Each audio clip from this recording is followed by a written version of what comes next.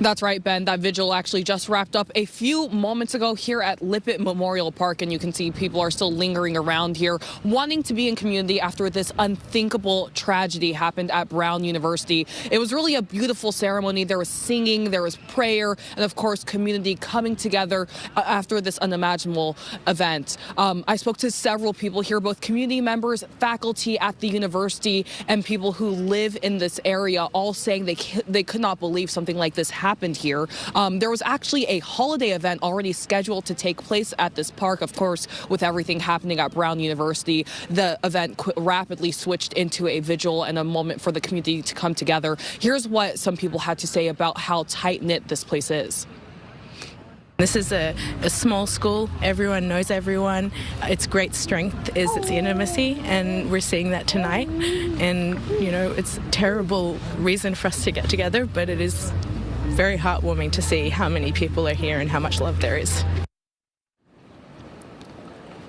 The Red Cross was also here, as well as other community partners, making sure everyone had everything they needed to be able to come together safely. There's also enhanced law enforcement presence here. I can tell you there have been multiple patrols happening around this park, as well as law enforcement officers walking throughout the crowd, making sure everyone felt comfortable. But of course, after something like this happens, the community wants to come together. And from what everyone is saying, Providence is such a tight-knit community. They really wanted to be together in this moment, and that's exactly what they did. For now, we're live in Providence, Rhode Island. Danae Bucci, WCVB News Center 5. And our thanks to Danae for that. And if you're not familiar with Providence and Brown University, so here on that side of the street is the engineering building, Barris and Holly. On this side of the street are homes. This university is very much interconnected and intertwined with Providence neighborhoods here. And so this event, this shooting, is certainly impacting more than just the Brown University community. It's impacting the greater Providence community as well. Our Caitlin Gelhaus with this part of the story, as a lot of businesses in this city still remain closed.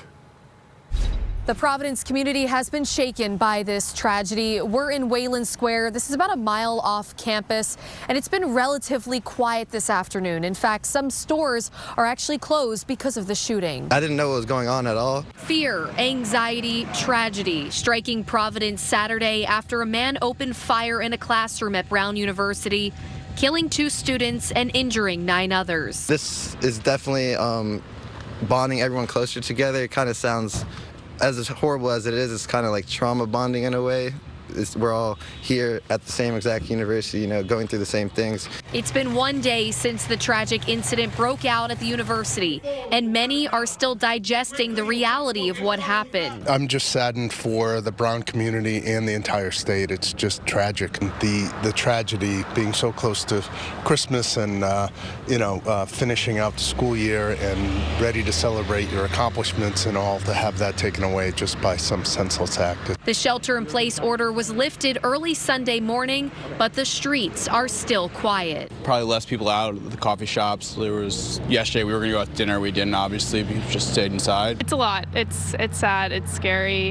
We had a lot of people, co-workers, things like that, checking in on us last night. And I have a lot of friends that also kind of live like surrounding East Side area. So yeah, everyone just trying to figure out how to process and how to move on.